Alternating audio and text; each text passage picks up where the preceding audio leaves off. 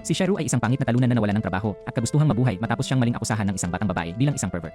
Ngunit nang magkaroon siya ng pagkakataong makapunta sa ibang mundo, binitawan niya ang kanyang hitsura at kakayahang hawakan ang mga babae kapalit ng maladyos na kapangyarihan na hindi siya mapigilan. Si Shigeru Yoshioka ang uri ng lalaki na pinatawid ang mga babae sa kalye dahil lang sa kanyang bango, isang pangit na bastard na ang mukha ay parang expired na mochi na iniwan sa ilalim ng futon. Kahit alam niya, niyakap niya ito, nanirahan dito, hininga ito, ang buhay niya. Itinayo sa hilaw na tenacity ng pagiging kahindik-hindik at mapagmataas. Isang mapagmataas na salariman na nagangalit sa kanyang trabaho sa pagbebenta, hindi para sa kalwalhasyan o babes, ngunit para sa pinakamaliit na kislap ng pasasalamat ng tao. Kung ang isang tao ay ngumiti kahit isang beses, naisip niya na marahil ay hindi pa siya ipinanganak na ganap na maldita. Ngunit ang lahat ng iyon ay gumuho sa isang nakakahiya, nakakasira ng sistemang sandali nang kinuha ng isang magandang babae ang pinakamatandang scam sa handbook, isang maling kaso ng pamomolestya. Ang eroge sa kanyang mga bisig ay hindi nakatulong sa kanyang kaso. Wala rin ang mukha niya na sumisigaw ay siguradong may nahagip ako. Ang hatol, isang nakakasira ng kaluluwa na 300,000 yen na multa at isang criminal record na nagtatoo ng C-pervert sa kanyang yanay. At tulad niyan, si Shigeru, ang magaspang na mukha, humihinga ng kape, gutom na dignidad na sales rep, ay nawala ang tanging bagay na humahawak sa bulok niyang buhay, ang kanyang pagmamataas. Lumalabas, ang cute na maliit na sinungaling ay isang serial false accuser. Nakatanggap siya ng wrist slap at protective custody dahil siya ay menor de edad. Pero si Shigeru, nakatanggap siya ng habang buhay na sentensya ng pampublikong panunuya at panloob na pagkabulok. Ang kanyang ipangit na bastard na mukha minsan ay isang simbolo ng magaspang na kaligtasan ng buhay ay naging isang sinumpaang salamin na hindi niya kahit na matingnan ng walang tuyong pagkika. Ipinatapon sa lipunan. Emotionally obliterated. Ang kanyang dignidad hinubaran. Ang trabaho niya wala na. Ang ipon niya naubos. Pagkalipas ng 6 na taon, siya ay nabubuhay bilang isang degenerate shot-in, isang neat na napakarumi na kaya niyang patabain ang mga pananim sa pamamagitan lamang ng paghina sa mga ito. Isang gabi ng 2 yes, ang oras na nakalaan para sa mga talunan at multo, binuksan niya ang kanyang bintana, itinutok ang kanyang inaamag na isi sa hilaga, at itinaas ang 2 kamay na parang isang mamantika. Desperasyon na babad na druid na sinusubukang tumawag ng bagong buhay. Hindi niya hinihiling na isekay. Gusto lang niya ng reset. Isang do-over.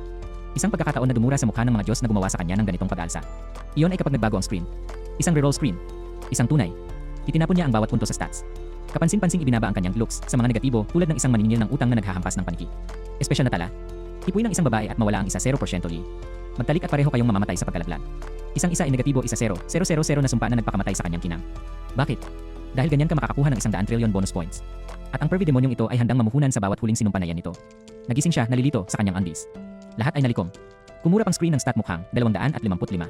Nagsimula na ang kanyang bagong buhay at amoy pawis, kabiguan at kawalan ng pag-asa. At mas malala pa, hindi siya nag-iisa. Hindi lang si Shigeru ang nasa low-res reject realm na ito. Siya ngayon ay nakulong sa isang banda ng iba pang mga degenerate na kaluluwa, mga basag na basura sa lipunan tulad niya, maliban sa bawat isa ay may sinumpaang gimmick na mas masahol pa kaysa sa huli. At habang pinagtatalunan nila ang pagnakawan tulad ng mga gutom na daga ng imburnal, malinaw na hindi magiging madali ang power fantasy. 7 gintong barya, ngunit 4 lang ang bibig. Si Shigeru ay hindi nakapulot kahit isa, masyadong abala sa pag-imagine ng hubad na katawan ng isang batang babae na parang tamang sungay na aso. Ang kanilang paghatol. Disqualified mula sa mga pribilehiyo sa pagnanakaw. Ang kanyang rebuttal. Wala. Pinagpapantasyahan pa niya ang boobs. Pagpili ng armas. Napagpasyahan ng isang laro ng rock paper gunting. Siyempre, natalo si Shigeru dahil gusto ng tadhana na makita siyang magdusa. Nakuha niya ang tirang patpat, isang malata at nakakahiyang tauhan. Patula. Tapos yung handshake. Let's shake in solidarity, sabi ng isa sa mga tumatanggi. Umatras si Shigeru na parang inalok siya ng SE sa isang plato. Pass. I don't wanna digest you like touching someone. Ganyan katotoo ang kanyang sumpa. Ang nakakamatay niyang virgin touch. Sa kabila ng kanyang kahindik-hindik na mog, si Shigeru ay may mga estatistika ng antas ng Diyos. Salamat sa mala-impyernong partikular na sumpa sa sex, mayroon na siyang mga antas ng kapangyarihan na nagmukhang mga pulis sa mall ang karamihan sa mga bayani ng G. Kaya't nagsimula silang maglakbay patungo sa bayan ng Iria. Umalis na tayo, sigaw ng party. Hindi matutulungan, unggol ni Shigeru. O baka dapat natin silang itapon sa kalahati. Tunay na diwa ng pagbuo ng koponan. Unang pagkikita. Mga goblins. Tunay, mamantika, may hawak na punyal na vermin. Tumakbo ang labo-labo na tumatanggi habang si Shigeru ay nakaback up kay Sika, ang tahimik na babaeng mamamana na hindi man lang nakatali ang kanyang maldita na busog. Nasa kanya ang busog, ngunit walang laro. Classic. Kumaliwa ka, kumanan ako, utos niya na parang bossy girlfriend sa dating sim. Nasaan ang antisosyal na bahagi, ungol niya, inis na mas functional siya kaysa sa kanya. Namiss niya ang mga kuha niya. Tumawa siya. Iniinsulto niya siya. Sigaw niya sa loob. Pagkatapos ay dumating ang kill shot. Si Shigeru, kasama ang kanyang god tier stats, ay nagpasabog ng isang goblin sa chunky salsa sa isang hit. Level up. Hell. 1 kill and boom, level 31. Ang kapangyarihan ay totoo. Ang sumpa ay gumagana. Sa wakas, nagbunga na ang pagiging isang walang sex na pervert. Isa-isang sinubukan ng mga social outcast ang kanilang kamay sa kalwalhasyan. Ngunit walang makakapantay sa hilaw, hindi sinasadyang talento ng pangit na bastard. Kagalingan ng kamay. Lakas. Yew. Ang lahat ng mga estatistika ay tumaas na parang pantalon ng isang teenager boy sa isang episode ng swimsuit. At si Sika. Siya ay patuloy na nagpupumigla sa kanyang busog na parang ito ay isang kahon ng palaisipan mula sa impyerno. I-string ko ito para sa'yo, alok ni Shigeru, na inaalala ang lahat ng late night tutorial vids na bind niya sa kanyang basement lair. Sige, sabi niya. Ngunit huwag mo akong hawakan. Ang marinig pa lang ang pangungusap na iyon ay napaatras ang kanyang mga bola na parang takot na pagong. Nagsimula ang pag-aalsa ni Shigeru. 16 na pumatay. 13 pumatay. Mas maraming level up. Maging si Sika sa wakas ay nakakuha ng busog pagkatapos na ipahiram ni Shigeru ang kanyang mamantika na mitts para tulungan siya. Ang kanyang layunin ay sumipsip pa rin, ngunit ang pagkahilig ay totoo. At ang kanyang gantimpala. Isang malamig na pagtanggi. Huwag mo akong hawakan. Mabuti. Ito ang pumasa sa panliligaw noong ang pangunahing karakter ay isang buhay na gese laban sa pampublikong kahubaran. Dumating ang mga alon ng kaaway. Hinawakan sila ni Shigeru at Sika na parang mga dysfunctional na pro. Nagpaulan siya ng mga palaso. Dinurog niya ang mga duwende sa matinding galit ng 6 na taong pagkakahiwalay sa lipunan. At sa ilang sandali, isang maikli, madulas, mabahong sandali, nagkonekta sila. Tulad ng dalawang nasusunog na baterya na sinusubukang mag-spark ng patay na bombilya. Napangiti pa siya. Sa totoo lang. Ngunit pagkatapos ay sinabi ni Seika ang bagay na sumira sa ilusyon. Naubos mo na ang lahat, hindi ba? Isang linyang napakalabo ngunit napakalupit, maaari lamang itong itutok sa isang lalaking may kumpiyansa sa antas ng erectile dysfunction. Sa wakas ay nakarating ang party sa bayan ng Ilya. Ang amoy ng fries at burger ay nakasabit sa hangin, parang mamantika na pag-asa sa anyo ng sandwich. Naghiwa-hiwalay ang grupo. Hindi sila masamang tao, isang paalala lang na kinasusuklaman pa rin siya ng buhay. Umupo si Shigeru mag-isa hanggang sa umupo si Seika sa tabi niya. Mag-isa ka rin? Ang boses niya. Malambot. Nagtataka. Hindi ka babae, di ba? Tanong niya, patay na seryoso. Ganyan siya kahirap ng buhay. Kailangan niya ng kumpirmasyon. Pagkatapos ay inabot niya sa kanya ang isang hamburger. Hindi bilang regalo. Bilang pasasalamat. Para sa stringing Ivy bow kanina, she said. Nanginginig ang mga kamay niya. Tumibok ang kanyang puso. Ang kanyang mukha na nag-aalsa pa ay kumikibot sa isang bagay na pambihira. Pasasalamat. Ang teriyaki burger ay napakalaki. Na-load. Amoy langit. Kinagat niya. 58 pinsala. Mula sa sarsa lamang. Bahagyang tumawa si Seika. Kahit na may magaspang na matematika, iyon ay 1-305 ng populasyon ng Earth ang nawala. Ang larong pang insulto niya ay Styre. Ngunit hindi siya malupit. Nang aasar siya. Tulad ng isang tao interesado. Na, hindi maaaring. Isa pa rin siyang pangit na bastard na may nakamamatay na Glycy stats. Ngunit pagkatapos ay sinabi niya ang isang bagay na walang babae na nagsabi sa kanya noon. Napansin ko. Nakahanap ka pa ng mga palaso at palihim mong ibinigay sa akin. Nakita niya siya. Hindi bilang isang biro. Hindi bilang isang kilabot. Bilang isang tao. Muntik na siyang umiyak. Ngunit sa halip pinaglaruan niya ito bilang isang tunay na duwa. Salamat yung all niya. Pagkatapos ay kinuha niya ang kanyang kamay at igin niya siya pasulong. At tulad noon, nagsimula na ang isinumpang pangalawang buhay ni Shigeru. Hindi siya isang bayani. Hindi siya nagwagi. Siya ay isa pa ring shot-in, antisocial, nakamamatay na daliri at pangit na bastard. Pero sa pagkakataong ito, may napangiti dahil sa kanya. At sa isang mundong pinarusahan ang kahinaan at tinutuya ang pagkabirhen, iyon ay higit pa kaysa dati. Hindi ito kwento ng pagtubos ng isekai. Ito ay revenge porn para sa mga sakuna sa lipunan. At si Shigeru Yoshioka. Sa wakas ay naglalaro na siya, isang hamburger ng pag-asa sa isang pagkakataon. Siya ay isang walang pera na reinkarnator na may swerte ng isang roadkill raccoon at mukha ng isang nakalimutang bitag ng grasa. Ngunit kahit ang mga talunan ay sinuswerte minsan. Nakakuha sila ng ginto, mabuti, tanso, makatotohanan at nagdiwang tulad ng dalawang baliw na raccoon na nakakita ng vending machine na puno ng expired na candy. Ang kanilang inventaryo ay umapaw sa mga basura na hindi nila kayang ibenta, at syempre, ang clone ng grupo na si Shigeru ay hindi makabili ng isang bagay dahil siya ay allergic sa pananalapi sa sentido komon. Nakakita sila ng maaliwalas na ang uri ng lugar kung saan nag-check in ang iyong wallet ngunit hindi nag-check out. Ang mga babae ay over the moon tungkol dito, ngunit Seika. Ang idiotic hero complex na ito ay nagpapili sa kanya na matulog sa isang mapahamak na parke tulad ng isang trahedya na bida mula sa isang melodrama noong 2003. Romantiko. Subukan ang sira at delusional. Ang kanyang pagmamataas ay mas mahalaga sa kanya kaysa sa isang mainit na kama. Tanga. Kahit na nag-alok ang mayamang babae na kunin ang kanyang pananatili, pure charity, tinanggihan niya ito na parang matigas ang ulo na asno. Halos kinakalagkad niya ito sa kwelyo, humahagikik na parang hindi niya namalayang kinakaharap niya ang isang ganap na degenerate in disguise. At para bang hindi iyon sapat na kalunos-lunos. Ang pagsasanay sa labanan ni Seika. Halos pare-pareho pa rin tulad ng isang diskwento na espada sa tindahan ng dolyar, walang pinsala kung tumama ito sa tela. Walang kwenta. Kinaumagahan, ang aming minamahal na mooch na nababagay sa slime ay kumakain ng chocolate cookies na parang kilig na maliit na duwende sa sugar crack. Ngunit saan sila nanggaling? Sinabi niya na may nagbigay ng mga ito sa kanya. Tama. Marahil ay emosyonal na manipulahin ang ilang dumadaan gamit ang kanyang baby seal na mga mata at kwento ng paghikbi. Nagrinak pa siya ng ilang trahedya na huling trend na eksena. Ano ito, dating sim? Sinusubukan ba niyang gamitin ang pagpapakyut na yon? Halos basagin ang pang-apat na pader ng sobrang kilig na nagmumula sa bawat salita niya. Ngunit sa kabila ng kanyang mamantika na paghahatid, ito ay gumana. Nahook ang mayamang babae. Ang kanyang mukha ay natunaw sa matamis na halo ng awa at pagkahumaling ang uri ng ekspresyon na ang isang maruming talunan tulad ni Seika ay maaaring mapagkamalang romansa. Ang mas masahol pa, ginamit niya ang kanyang reaksyon upang ipaliwanag ang mga taktika ng barter. Ang malansa na bastard na ito ay isang walking scam seminar. Naspam niya ang kanyang kakayahan sa araw na parang adik sa gacha gamit ang credit card ni Mommy, ibinebenta ang mga ito sa mataas na halaga tulad ng isang back alley merchant sa isang malilim na morph server. Kahit papaano gumana. Kahit papaano napunta ang idiotic scheme na ito.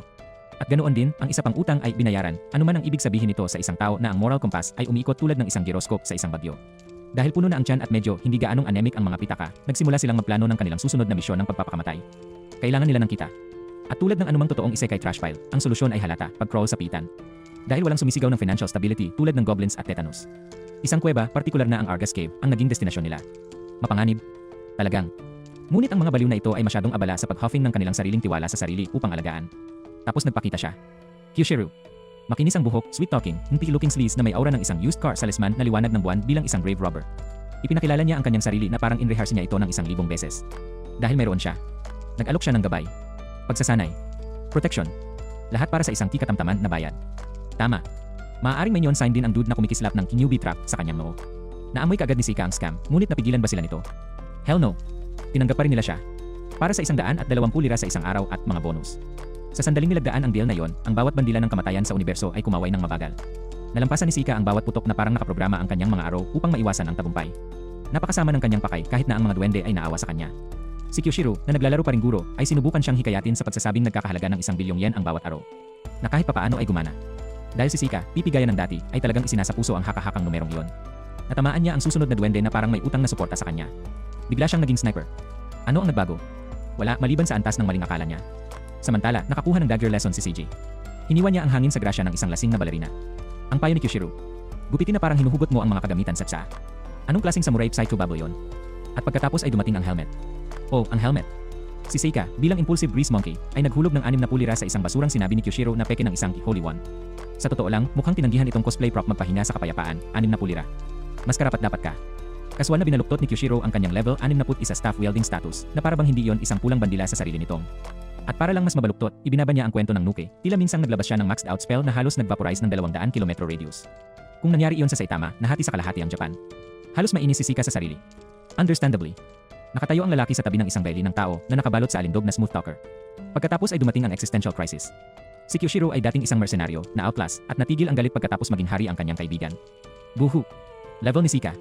Isang makapangyarihan, marilag 3. Sa wakas ay narating na nila ang silid ng boss, ngunit si Sika ay masyadong natakot na kumilos, nagyelo na parang isang birhen sa kanyang unang strip club. Ang iba ay sinubukang hawakan ang kanyang kamay na parang 5 taong gulang. Nakakahiya. At kapag hindi na ito lumalamatto, nagtalo sila sa halaga ng tulad ng isang grupo ng mga stressed out cram school rejects. Sa isang piitan. Sa loob ng lihim na silid ng piitan isang tinatawag na safe zone, ayon kay Kyoshiro nagsagawa sila ng isang party. Amoy pagtataksil at hindi nahugasang kilikili. Ang mga inumin ay nakadroga, malinaw naman. Ito ay masyadong mapagbigay upang maging totoo. Pero kahit papaano, walang bumaba sa kanila. Tinawag pa nga ito ng mayamang babae, charcoal drug. Immune, kumbaga. Marahil ang dumi sa daluyan ng dugo ni Sika ay kumilos bilang isang natural na panlunas. Pero nagbago ang vibe. Si Kyoshiro ay naging solemn. Bumagsak ang mood tulad ng social credit score ni Sika. At pagkatapos plot dump, ibinuhos ni CG ang kanyang backstory na parang emosyonal na pagtatay. Siya ay isang runaway, nagtatag ng isang kumpanya, nakipag-usap ng isang tindero, pinalago ang negosyo, pagkatapos ay bumagsak at nasunog ng mas malakas kaysa sa isang rocket na tindahan ng dolyar. Depression. Pagkakasala. Bankrupt na pangarap. At sino ang misteryosong tindero na nagligtas sa kanyang buhay? Shigeru. Yung Shigeru.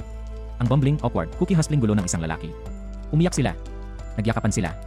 Sila ay trauma-bonded tulad ng emotionally constipated middle-aged dads sa isang fishing trip. Higit pang mga lihim. Mas maraming trauma.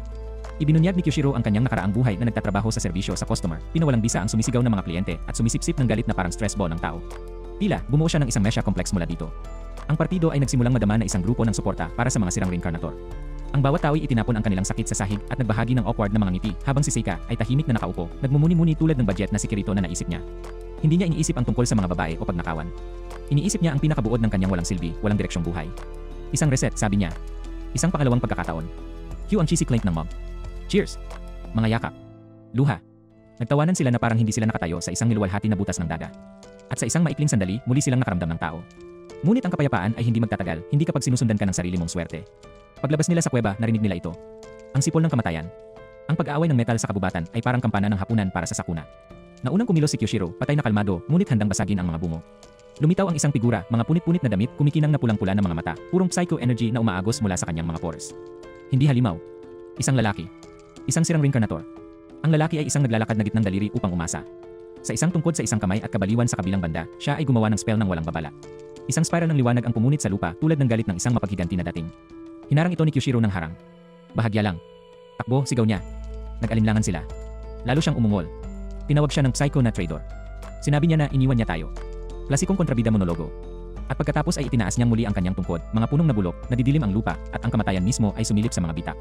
Tumakbo sila. Nanatili si Kyoshiro, bumubuhos ang dugo, nasusunog ang kaluluwa. Ang natitira ay nakamasid.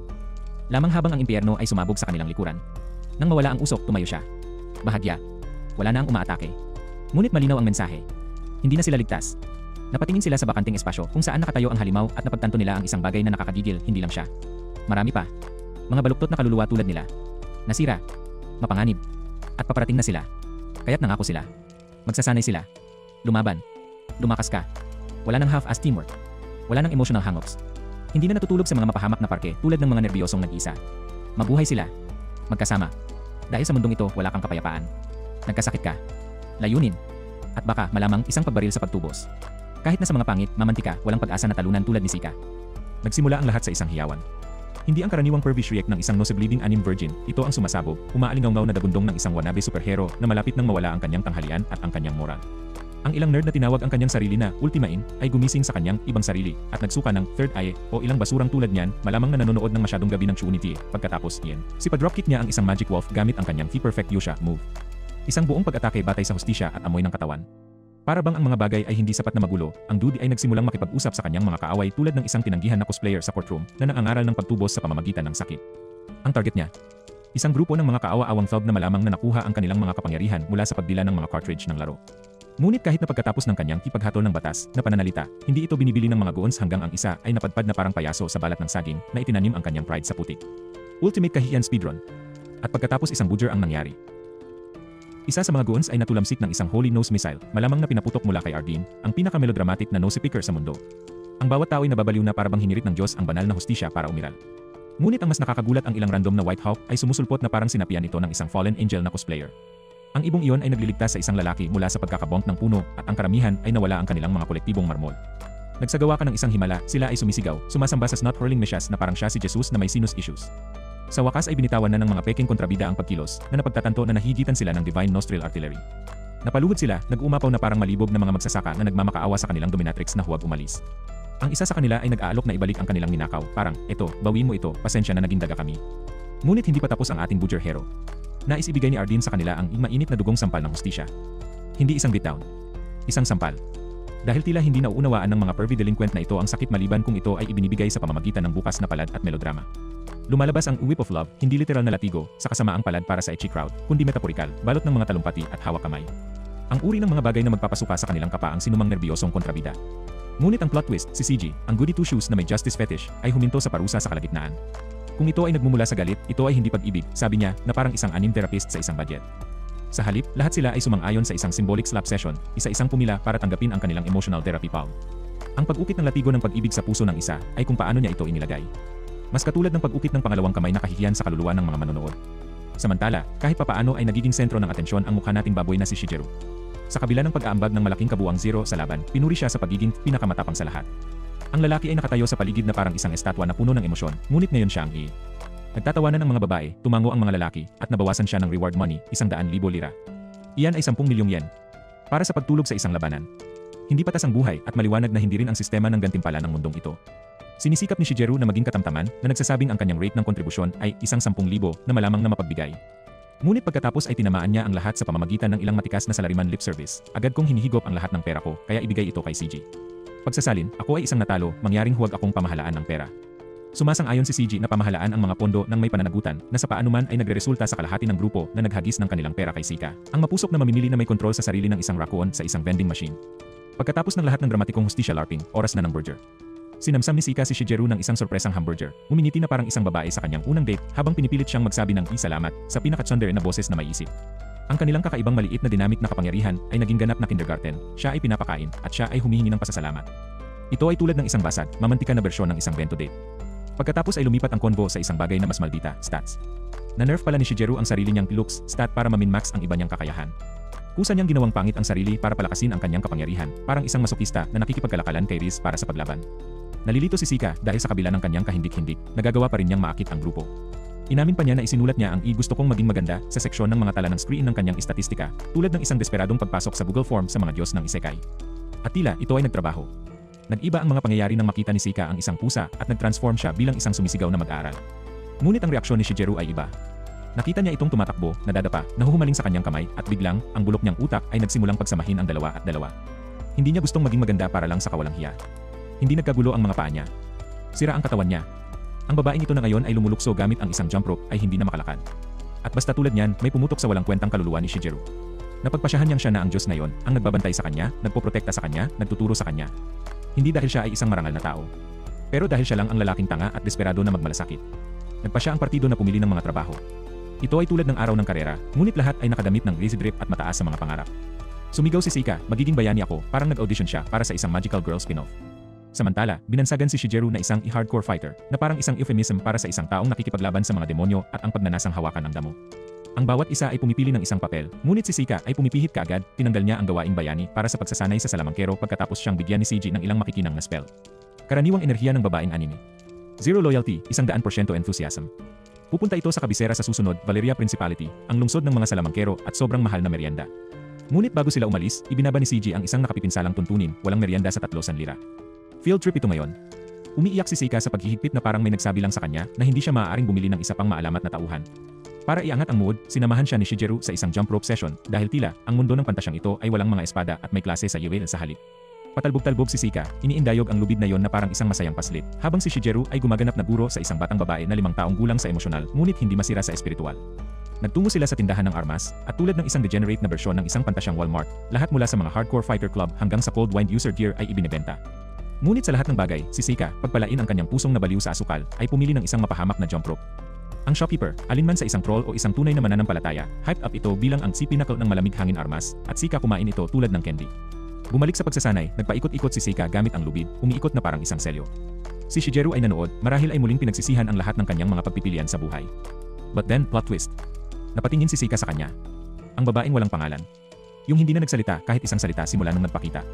Gusto rin siyang turuan ni Seika. Ito ay hindi lamang tungkol sa ehersisyo. Ito ay si Seika na desperadong nagsisikap na mapalapit upang maabot ang isang taong hindi man lang nakabahagi sa kanyang pangalan. Kaya ginawa niya ang pinakalohikal na bagay sa anime, binigyan niya ang batang babae ng isang palayaw. Reese, sabi niya, walang magarbong paliwanag, puro Seika-style Chow's logic lang. Si Shigeru ay nagmasid ng mabuti. Ang batang babae ay hindi kumibo, hindi umatake, tinanggap lang niya ito. Sinabi ng munting sandali na yon ang lahat. Si Seika, na ngayon ay tumatalbog sa social energy na parang basag na kuneho, ay nagtanong kay Reese kung gusto niyang mamili. Kumuha tayo ng matching outfits, sabi niya, punong-puno ng pag-asa ang mga mata niya. Ngunit si Reese ay hindi sumigaw o umiyak o lumayo. Bumulong lang siya, wala akong pera. Walang pagdadalawang isip. Honesty lang. Sagot ni Seika. Pure anime delusion, ayos lang, mayaman si Seiji-san. Malamang nabulunan si Shigeru nang marinig iyon, ngunit nangyari ang imposible. Hindi siya tinalikuran ni Reese. Sa halip, sinabi niya ito. Sinabi niya ang pangalan ni Seika. At ganoon din, sumabog ang utak ni Seika sa kaligayahan. Ang una niyang kaibigan. Ang kanyang aktwal na kumpirma, totoong buhay na kaibigan. Samantala, nakatitig si Shigeru mula sa mga anino, alam niyang may nangyari. Si Reese ay hindi lamang nahiya. Ang kanyang lakas, ang bilis ng kanyang reaksyon, ang kanyang zero damage record sa labanan, lahat ito ay sumisigaw ng pulang bandila. Hindi niya ito sinabi ng malakas, ngunit isang bagay ang malinaw. Ang babaeng ito ay hindi ordinaryong Reese. Ang pangit na katotohanan ay bumukas na parang napunit na damit na panloob ng bastard. Si Shigeru Yoshioka ay hindi isang tagapagligtas, isang mamantika na kilabot lamang na nalantad ng trick ng ilang voyeur na special note. Agad na nabasag ang kanyang maskara, at umamin ang duwag, sinira niya ang buhay ni Seika sa nakaraang mundo. Hindi dahil sa mali siya, pathetic incompetence lang. Ang kanyang pagkakasala ay bumuhos tulad ng pag-ungol ng isang walang pag-asang pag-aaksaya ng espasyo na desperado upang bigyang katwiran ang kanyang pag-iral. Ibinuga ng bastard ang kanyang backstory na parang lasing na daga na nasasakal sa murang beer. Sa lumang mundo, nagkulang siya ng ilang proyekto sa gay. Sinabing gusto niya ang kaligayahan ni Seika, at sa halip ay ginulo ang buhay nito. Hindi destiny, mga palpak na tao lang na mga screw-up ay masyado siyang nakakaawa para pigilan. Ang kanyang panghihinayang ay nauwi sa isang sumpa, ang espesyal na tala, hinahayaan siyang buksan ang mga lihim ng ibang tao habang napapahamak na isuka ang katotohanan mismo. Isang katakot-takot na voyeur na hindi man lang nakagawa ng peking ngiti. Pagkatapos ay dumating ang bomba si Seika, ay hindi lamang isang biktima. Dugo siya. Muling isinilang ang kanyang sariling kapatid, na ulit sa kanyang pagkakasala at kapangitan. Sinabi ni Shigeru, ang mamantika na nagsisisi, na hinanap niya ang sandaling ito. Hinanap si Seika dahil narinig niya ang mga bulong ni Enrnai, ang nagpangiti sa iba. Ang pagpupulong dito ay hindi nagkataon, it was destiny, tumutulo na parang hamak na romance novel na sinulat ng isang lasing na Diyos. Iniyuko niya ang kanyang ulo, nagsusumamo na parang dumi sa balat na humihingi ng libreng awa na pakikipagtalik. Nangako siyang susuportahan si Seiji, na magdadala ng mga ngiti sa mga dalisay, mapanlinlang na idiot na kung hindi man ay kakainin ng buhay ng mga kontrabida sa mundo. Ang kanyang kalbumukhang katapatan ay hindi makapagsisinungaling, kaya't ang kanyang kawalang hanggan ay nadama na mas matalas, na nagpuputol ng may kalunos-lunos na katapatan. Hindi tumawa ang sirang babaeng nasa tapat niya. Sa halip, gumawa siya ng sarili niyang pagpili. Isang gupit. Iyan ay tama ang simbolo ng kanyang pagpapasya, ay pinuputol ang kanyang buhok, na parang ang pagputol ng mga patay na dulo ay maaaring magtanggal ng mga emosyonal na peklat. Nanumpa siya na gusto niyang mapalapit kay Seika, kahit konti lang. Ang kanyang maikling buhok ay naging isang badge ng kanyang kahinaan naging lakas, at ang kaawa-awang kasunduan na ito ay tinatakan. Walang kontrata, walang tinta, isang hilaw na desperasyon na nag-ugnay sa dalawang sugatang kaluluwa na hindi tumigil sa pagkapangpasulong. Magkasama silang nanumpa na pangitiin si Seika. Ang kabalintunaan ay tumulo ng mas makapal kaysa sa grasa, dalawang sirang freak na kumakapit sa isa't isa, hila-hila ang kanilang pagkakasala at kawalan ng katiyakan sa likod nila tulad ng mabahong mga bag ng basura. Ngayon ay nangangahas ng mangako ng kagalakan sa iba. Nag-regroup ang squad. Isang nilalang na natatangi sa bagong mundong ito ang na-shuffle sa eksena, ang ilang kargada na hayop ng pasanin ay ipinakilala na may kaswal na talino ng isang background prop. At pagkatapos ay dumating ang sandali na maaaring durugin ang isang mahina ang pusong lalaki, ang batang babae na may sariwang gupit na buhok, kinakabahang nagtatanong kung ito ba ay angkop sa kanya. Ito ay hindi lamang isang gupit, ito ay isang desperadong pagtatangka sa muling pagsilang. Ang pag-apruba ay agad na dumating, matamis, at ang papuri ay dumating tulad ng isang sledgehammer ng pagpapatunay. Ang kawalang kasalanan ng Loli ay sumalungat sa kaseryosohan ng paglutas, isang walang katotohanang cocktail na naging mas madungis sa paglalakbay na ito. Patutunguhan, ang Principality ng Valeria. Nagsimula ang squad, ang kanilang mamantika na paglalakbay na nagsisimula sa labis na mga deklarasyon. Nag-spark ang magic. Umalingaw ang tawa. At habang lumulubog ang araw, pinili nila ang landas sa bundok sa halip na ang malambot na highway na nag-ahit ng mga araw na walang biyahe, ngunit itinatapon ang kanilang mga sarili sa magaspang, hindi gaanong inailang. Si Seika, ang walang muwang na tulala, ay gustong magkamping. Ang walang pag-asa ng ngiti sa kanyang mukha ay nagmarka sa kanya bilang isang tupa na masyadong dalisay para sa katayan na naghihintay. Ang kamping ay lubos na kaligayahan para sa mga walang muwang na tanga. Nahati ang trabaho, nagsisimula ang apoy laban sa pangingisda. Naturally, ang wannabe mage dove sa pangingisda sa lahat ng mga biyaya ng isang malibog wrecking bola. Mapanganib ang balabal, nakatayo siya doon na sumisigaw sa ilog na parabang ang dami ay maaaring makaakit ng isda.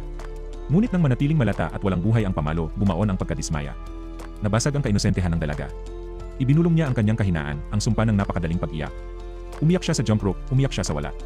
Hindi ito kalungkutan, ito ay ang pagkasira na tumutulo mula sa kanyang mga mata na parang gripo na walang off switch. Si Shigeru, mamantika na makasalanan, ay naghulog ng karunungan tulad ng mga mumo mula sa isang maruming sandwich. Ang pag-iyak ay hindi kahinaan, ito ay patunay na kumikilos ang puso. Hindi gaanong umiyak ang mga matatanda, babala niya, at kapag huminto sila, humihinto rin ang paglaki. Ang pag-iyak, pangangatwiran niya, ay lakas na nakakubli bilang luha. Ang puso ng crybaby ay nagliwanag sa marupok na determinasyon. Nanumpa siyang susubukan, isang panunumpa na parang lasing na nagbabalanse sa poste ng lampara. Ngunit bago siya muling malunod ng kanyang emosyon, dumating ang kaligtasan. Isang catch. Ang isda ay hinila, isang tagumpay na masyadong makintab para sa kanyang marupok na puso. Kakain sila mamayang gabi. Nagtipon ang grupo sa paligid ng kanilang premyo. Nagliwanag ang mukha ni Seika, nakangiti kasama si Shigeru sa paraang hindi niya namalayan. Umalinggaw ang mga salita ng kanyang kapatid, ang mamantikang bastard na ito ay talagang nakakapagpangiti ng mga tao. Bumulwak ang papuri na parang busted hydrant. Ang hapunan sa apoy ay walang magarbong, oatmeal lang, isang lugaw ng trigo. Otherworld style, mainit at simple. Ngunit sa ilalim ng mga bituin, ito ay naging isang kapistahan. Lumitaw ang pamumuno ni Seika, ginagabayan ang grupo na parang nag-aatubili na commander na pinilit sa tungkulin. Mga desisyon niya ay hindi ipinanganak ng kayabangan, ngunit pangangailangan, at nakita ito ng kanyang mga kasama. Tinawag nila siyang pinuno, at minsan, ang papuri ay hindi parang isang biro. Ngunit kahit na napuno ng init ang hangin, nanatili ang mga bitak. Mabigat ang mga lihim. Nakiusap si Shigeru kay Seika na itago ang kanyang tunay na pagkakakilanlan, sa takot na masira ang marupok na mga ugnayan ng kanilang partido kung ang katotohanan ay tumagas kagad. Pumayag naman siya. Ang kanilang mga ngiti ay nagtatago ng mga landmine.